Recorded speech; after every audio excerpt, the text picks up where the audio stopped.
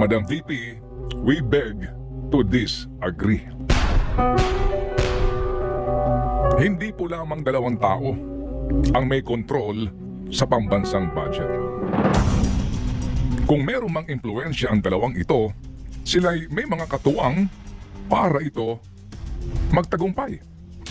At ito'y nangyayari din dulot ng tinaguriang time-honored tradition.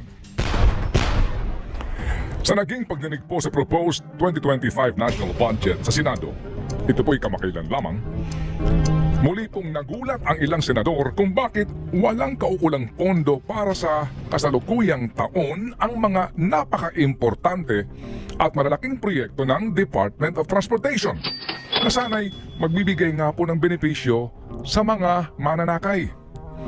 Kasama rito ang MRT Line 4 project, North-South Commuter Railway System, Cebu Bus Rapid Transit Project, PNR South Long Haul Project, Metro Manila Subway Project, at maging ang Davao Public Transport Modernization Project. Ang aking pong nabanggit na mga proyekto ay kasama sa listahan ng foreign assisted projects na popondohan ng gobyerno ngayong taon.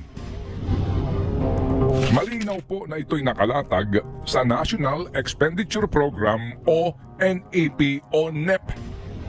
Pero nang aprubahan ng Kongreso at pirmahan ng Pangulong Marcos ang General Appropriations Act, napunta sa unprogrammed appropriations ang naturang mga importanteng proyekto.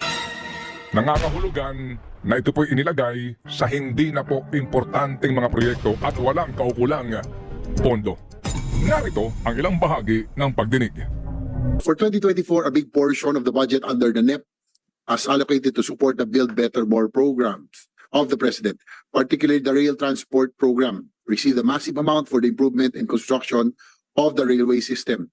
However, I was disappointed that these programs and projects were transferred to the unprogrammed fund. Kaya nagulat po ako why of all programs, the priority projects or the foreign assisted projects were transferred to the unprogrammed fund. Yung propose ninyo, ano yung pinropose ninyo how much nung last year? 187 billion in the NEP, and then in the GAA we only got 41 billion. Ganun kababa ba yun? Are you sure? It was put in the majority of our appropriations was put in the unprogrammed. Okay, sige. So, So we want to know the projects and that yet have to be funded, no? Kung talagang meron. Kasi nga priority ito, bakit mapupunta sa ano? It's still a puzzle and we still do not understand. Ang tinatanong po ni Senator J.V. Ejercito at Coco Pimentel ay si Undersecretary for Administration and Finance Jesus Gonzales ng DOTR. Ika ni Senator J.V., naguguluhan siya kung bakit nangyari ang mga ito. Habang sa Kamara de Representante po naman sa budget briefing ng DPWH, may isang kongresista rin ang nagtanong kay Secretary Manuel Bunoan kung ano ang nangyari sa budget po naman ng foreign assisted projects. Narito ang ilang eksena sa naturang budget hearing. On foreign assisted projects, there's zero allocation in 2024 GAA. Ano pong nangyari doon sa allocation niya for foreign assisted project? For 2024, Your Honor? Yeah. Well, we proposed actually 70 billion in our national expenditure program, but when it came out in the General Appropriations Act, we were surprised actually that there was nothing that has been allocated.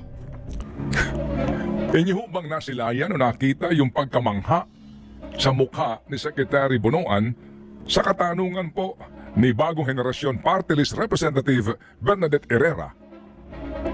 At kitang-kita po ba sa mukha ni Secretary Bunoan ang kanyang pagkagulat?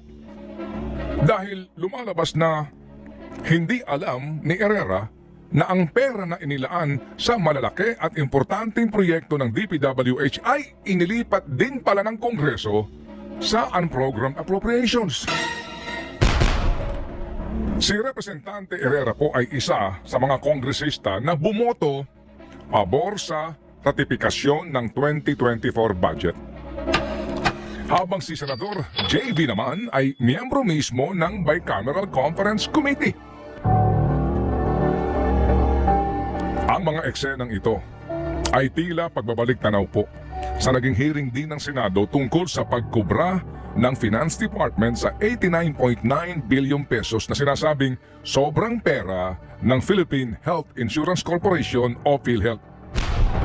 Nagulat din di ba ang mga senador? Abay, ang iba naging emosyonal, ang iba'y galit. Bakit nyo nga naman kukunin ang 89.9 billion pesos na government subsidy sa PhilHealth gayong hindi nga makapagbigay ang PhilHealth ng sapat na benepisyo para sa mga pangangailangang medikal ng mga Pilipino? Abay mahaba ang diskusyon, etc., etc., etc., bla bla bla. Paano po nangyari yun? Sino ba ang nagbigay ng pahintulot para magawa ito ng Department of Finance? Hindi po ba't kayo rin?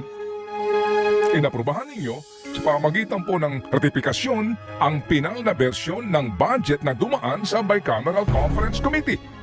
At doon sa BICAM na ito, inilagay ang provisyon na magbibigay kapangyarihan sa Finance Department na kunin ang umano'y excess fund ng government-owned or controlled corporations kasama na ang PhilHealth. Ang paghahanda po sa taunang pambansang budget ay napakahabang proseso. Maraming government hours at government resources ang inuubos dito. Malaking gastos din ang pagbuo sa pambansang budget. Sa bawat taon, pagkatapos po ng State of the Nation Address ng nakaupong Pangulo, kanyang isinusumite sa Kongreso ang tinaguriang President's Budget. Ito ay ang National Expenditure Program o NEP. Sa NEP na ito, mabubuo ang General Appropriations Bill o ang panukalang pambansang budget. Bago mabuo ang National Expenditure Program at ang General Appropriations Bill, may tinatawag ang DBM na budget call sa lahat ng ahensya at sila'y pinagsusumite ng mga detalyadong plano para sa lahat ng mga programa at proyektong poponduhan ng gobyerno. At mayroong Development Budget Coordinating Committee na binubuo ng Secretary ng DBM, Finance Department, Bangko Sentral Governor, NEDA Director General at mismo tanggapan ng Pangulo. Sila ang sisiguro sa mga economic target at kung papaano mapoponduhan ang bawat gastusin ng pamahalaan. Kaya naman, tukoy na. Sa NEP pa lamang kung ano ang mga malalaki at importanteng programa at proyekto ng pamahalaan. Oo nga po, at nasa Kongreso ang power of the purse. At nasa kanilang kapangyarihan ang paglalaan ng salapi ng bayan sa dapat na pagkagastusan. Ngunit, nasa bawat isang miyembro ng Senado at ng Kamara de Representante rin ang responsibilidad sa malalimang pag-aaral sa magiging laman ng General Appropriations Act. Mahirap pong tanggapin ang reaksyon ng mga miyembro ng dalawang kapulungan ng Kongreso na para bagang nagugulat sa kawalan ng budget para sa mas importanteng mga proyekto para nga sa kapakinabangan ng mga Pilipino. Gayong, sila nga naman din ang may gawa nito at sila din ang nag-aaproba nito. Ano pa ang silbi ng mahaba at napakamagastos na proseso sa pagbuo ng NEP kung sa huli ang mga pagbabago at singit na ginagawa ng mga miyembro ng Bicameral Conference Committee ang siya rin lang masusunod. At nangyayari nga ang mga ito, hindi lamang dahil sa dalawang tao, kundi dahil sa pakikipagtulungan ng halos lahat ng miyembro ng dalawang kapulungan ng Kongreso. At nangyayari ito taon-taon. At malamang na mangyari ulit ngayong taon, sapagkat ang sistemang ito ay isa sa mga tinaguriang time-honored tradition sa Kongreso na kapag ang panukalang pambansang budget ay nahimas na sa BICAM, approve na rin kaagad ito sa kanyang ratifikasyon sa Senado at sa Kongreso. At ang time-honored tradition na iyan ang siya ring isinasangkalan para dumulas sa sanay mahigpit at masinsinang pagsuyod sa budget ng Pangulo at pangalawang Pangulo at maging ng budget mismo ng Senado at ng Kongreso. I like it. It's mine. The prices blow my mind.